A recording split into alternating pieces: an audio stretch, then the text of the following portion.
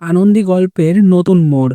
কয়েক বছর পর আনন্দী এবং আদির সন্তান। সম্পূর্ণ জানতে হলে ভিডিওতে একটি লাইক করে দেখতে থাকো। জমে উঠেছে আনন্দী ধারাবাহিকের গল্প, কিন্তু টিআরপিতে এখনো পর্যন্ত বাজিমাত করতে পারছে না।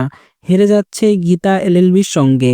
স্টার জলসার টপার সিরিয়াল গীতা এলএলবি, তার সঙ্গে টক্কর লাগিয়েছে আনন্দী জি বাংলার সন্ধ্যা 6:30টায়। আর টিআরপিতে হেরে গেলে তোমরা তো জানোই সেই সিরিয়ালটা বহু তাড়াতাড়ি শেষ করে দেওয়া হয়। সেই জন্য আনন্দের সিরিয়ালে এবার নতুন অধ্যায়, অর্থাৎ কয়েক বছর পর এগিয়ে নিয়ে যাবে গল্প, যেখানে দেখা যাবে কাছাকাছি হচ্ছে আনন্দী এবং আদি।